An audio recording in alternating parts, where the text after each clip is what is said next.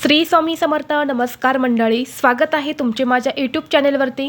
आजचा दिवस तुम्हाला खूप छान सुखाचा आनंदाचा जाऊ हीच मी स्वामींच्या चरणी प्रार्थना करते आणि आज या नवीन व्हिडिओला सुरुवात करते. 25 जुलै रोजी येणाऱ्या आषाढी एकादशीपासून अत्यंत पवित्र असा चातुर्मासाला सुरुवात होणार आहे. चातुर्मास म्हणजे हिंदू धर्मशास्त्रानुसार आषाढ शुद्ध एकादशी ते कार्तिक शुद्ध एकादशी हा 4 महिन्यांचा काळ याला चातुर्मास असे म्हणतात. चातुर्मास म्हणजे एकूण 4 महिने. या 4 महिन्यात श्रावण, भाद्रपद आणि अश्विन यासारखे महत्त्वाचे महिने येतात आणि या महिन्यांमध्ये नागपंचमी, रक्षाबंधन, श्रीकृष्ण जन्माष्टमी, गणेश उत्सव आणि नवरात्र यासारखे अनेक सण साजरे केले जातात. या चातुर्मासाच्या 4 महिन्यात निसर्गात जसे बदल होतात तसेच आपल्या शरीरात आणि मनात सुद्धा सकारात्मक बदल घडवून आणण्यासाठी आपल्या ऋषीमुनींनी काही नियमांची आणि व्रतांची आखणी केली आहे. आणि सर्वसामान्य लोक या चातुर्मासात एखादे व्रत करतात तर काही नियमसुद्धा पाळतात. या काळात हिंदू धर्मात अनेक व्रत उपासनासुद्धा केल्या जातात. या काळात हिंदू धर्मात वर्णिलेल्या संस्कारापैकी यज्ञ, पवित्र संस्कार, मुंजविवाह, दीक्षाग्रहण, यज्ञ, गृहप्रवेश, गोदान इत्यादी शुभ कर्म किंवा शुभ कार्य केले जात नाही. आजच्या व्हिडिओमध्ये मी तुम्हाला अशा 21 नियमांबद्दल सांगणार आहेत.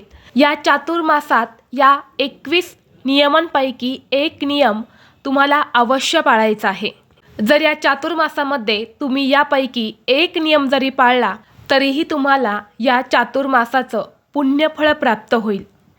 तसेच या नियमांचे पालन केल्याने आपल्या कुटुंबात सुख, शांती, समृद्धी ही देखील पाहायला मिळेल.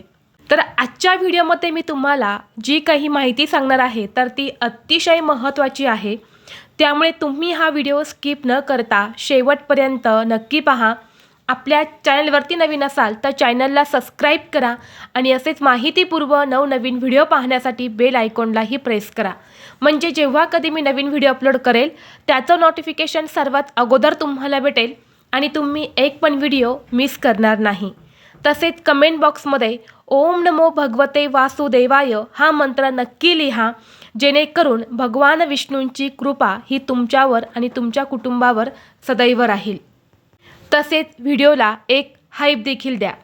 हिंदू पंचांगातील चातुर्मास हा सर्वात आध्यात्मिकदृष्ट्या महत्त्वपूर्ण कालावधींपैकी एक आहे. 4 पवित्र महिने चालणारा हा काळ प्रार्थना, उपवास, आत्मशिस्त आणि आध्यात्मिक वाढीसाठी समर्पित असतो. या चातुर्मासात प्रामाणिक उपासना आणि तपश्चर्येने प्रचंड आशीर्वाद आणि पुण्य प्राप्त होऊ शकते. यंदा 2026मध्ये चातुर्मास हा 25 जुलै रोजी सुरू होणार आहे आणि 20 नोव्हेंबर रोजी प्रबोधिनी एकादशी म्हणजेच देवउठणी एकादशीला समाप्त होणार आहे. चातुर्मास या शब्दाचा अर्थ असा आहे 4 महिने. हिंदू धर्मशास्त्रानुसार देवशयनी एकादशीला भगवान विष्णू योग निद्रा नावाच्या वैचिक निद्रेच्या अवस्थेत प्रवेश करतात. या काळात भगवान शिव विश्वाच्या कार्यावर देखरेख करतात असे मानले जाते. देवउठणी एकादशीला भगवान विष्णू जागृत होतात, जी चातुर्मासाची समाप्ती दर्शवते. आणि म्हणून आपल्याला या चातुर्मासामध्ये काही नियम जे आहेत तर ते पाळायचे असतात. म्हणजे काही छोट्या सेवा आहेत ज्या आपल्याला करायच्या असतात, जेणेकरून याचा आपल्याला अनंत पटीने फळ प्राप्त होते.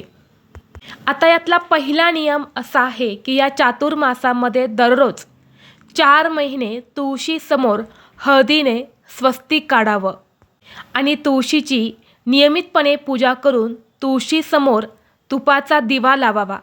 कारण विष्णूंना तुळस ही अत्यंत प्रिय आहे. जर या 4 महिन्यामध्ये आपण दररोज तुळशीची पूजा केली तर आपल्या घरात सुख, शांती आणि समृद्धी नांदते. घरातील दरिद्रता ही दूर होते.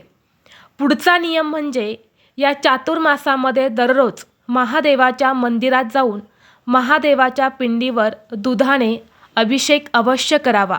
जर नियमितपणे महादेवाच्या मंदिरात जाणं शक्य नसेल तर आपल्या देवघरामध्ये शिवलिंग असेल तर त्यावरती तुम्ही दुधाने अभिषेक केला तरीही चालतो. तसेच पुढचा नियम आहे, या 4 महिन्यात कोणताही प्रकारचा द्वेष, राग न करता शांत राहावं. या चातुर्मासामध्ये काही लोक फक्त एकच वेळ जेवण करतात.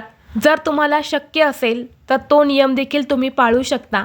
तसेच या 4 महिन्यामध्ये अनेक जण तामसिक भोजनाचा त्याग करतात. तामसिक भोजन म्हणजे कांदा लसूण हा 4 महिने पूर्णपणे वर्ज्य करतात. पुढचा नियम म्हणजे या चातुर्मासात उपवास, तप, जप, पवित्र नद्यांमध्ये स्नान, दान करणे, पानावर भोजन करणे हे अत्यंत फलदायी मानले जाते.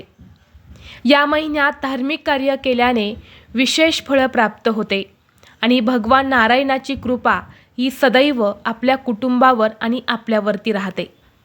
पुढचा नियम म्हणजे या चातुर्मासाच्या महिन्यात भगवान विष्णू आणि माता लक्ष्मी, भगवान शिव, माता पार्वती, श्रीकृष्ण, राधा रुक्मिणी, पितृदेव, भगवान गणेश यांची सकाळ संध्याकाळ पूजा अवश्य करावी. ते जास्त लाभदायक मानले जाते. पुढचा नियम म्हणजे या चातुर्मासात दान करणे हे विशेष फलदायी मानले जाते. या महिन्यात दान करणे जीवन संरक्षण आरोग्यासाठी खूपच फायदेशीर मानले जाते. तसेच या पवित्र काळात पितरांसाठी पिंडदान करणे हे उत्तम मानले जाते. तसेच त्यांच्या आत्म्याला शांती मिळते. या महिन्यात केलेली उपासना आणि साधना ही खूप लवकर फळप्राप्ती देते. यानंतर पुढचा नियम असा आहे की या 4 महिन्यात गायत्री मंत्राचा नियमितपणे 108 वेळा जप करावा. या 4 महिन्यात दररोज पुरुष सूक्त, स्त्री सूक्त एकदा तरी अवश्य म्हणावे किंवा गुरुचरित्रातील 14वा अध्याय दररोज वाचू शकता. ते खूप जास्त प्रभावशाली मानले जाते. यानंतर पुढचा नियम असा आहे की या चातुर्मासामध्ये भगवान विष्णू योग निद्रेत जातात आणि या दिवसांमध्ये त्यांची पूजा, आराधना करणे अतिशय शुभ मानले जाते. तसेच दररोज ओम नमो भगवते वासुदेवाय नमः या मंत्राचा 1 माळ जप अवश्य करावा. चातुर्मासात येणाऱ्या श्रावण महिन्यात भगवान शिवशंकरांची पूजा अर्चा केली जाते. हा श्रावण महिना भगवान शिवशंकरांना समर्पित आहे. जो भक्त या महिन्यात खऱ्या मनाने भगवान शिवशंकरांची पूजा आणि विष्णूंची पूजा करतो त्याच्या आयुष्यातील सर्व संकटे, अडचणी, बाधा या दूर होतात. पुढचा नियम म्हणजे चातुर्मासात तपचर्या आणि भक्ती अवस्थेत राहून दररोज सत्यनारायणाची कथा, जप आणि श्रवण करणे अत्यंत शुभ आणि फलदायी मानले जाते. पुढचा नियम असा आहे की या चातुर्मासामध्ये सूर्योदयापूर्वी उठून भगवान विष्णू आणि देवी लक्ष्मीची पूजा करावी. तसेच दररोज भगवान विष्णूंना 1 तुळशीपत्र अर्पण करून विष्णू सहस्रनाम आणि कनकधारा स्तोत्राचं पठण अवश्य करावं. तसेच या 4 महिन्यात नियमितपणे भगवद्गीतेचा 1 अध्याय अवश्य वाचावा. यासोबतच तुम्ही स्वामी चरित्र सारा अमृत 3 अध्याय किंवा 7 अध्यायाचं पठणसुद्धा करू शकता.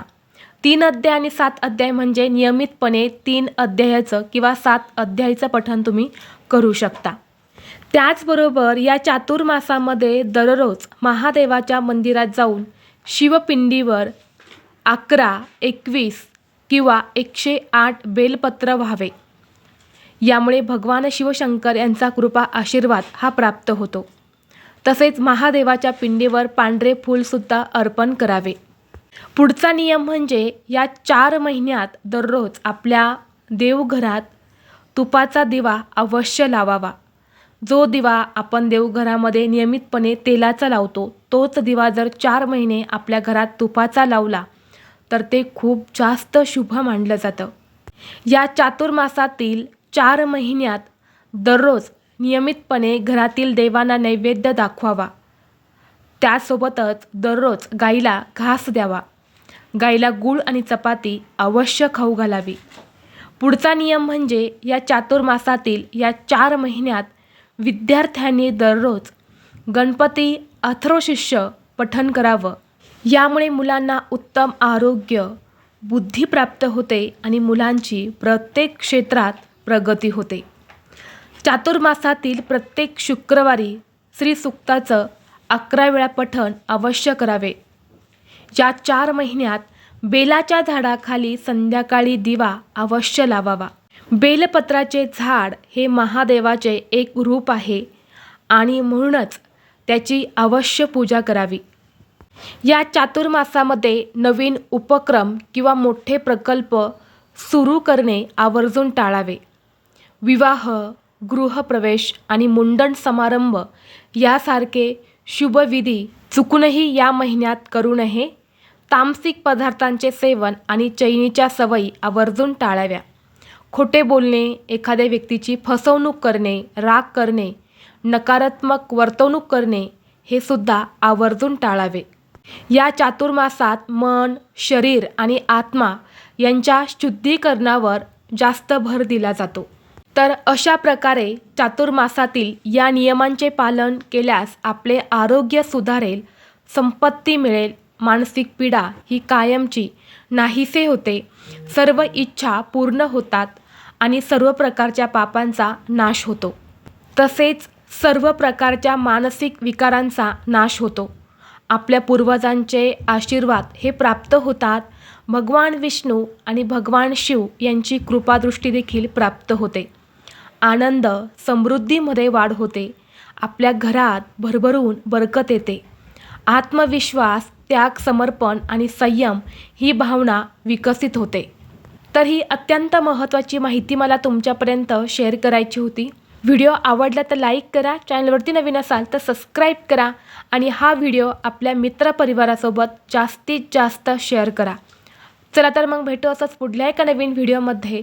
तोपर्यंत सर्वांना श्री स्वामी समर्थ.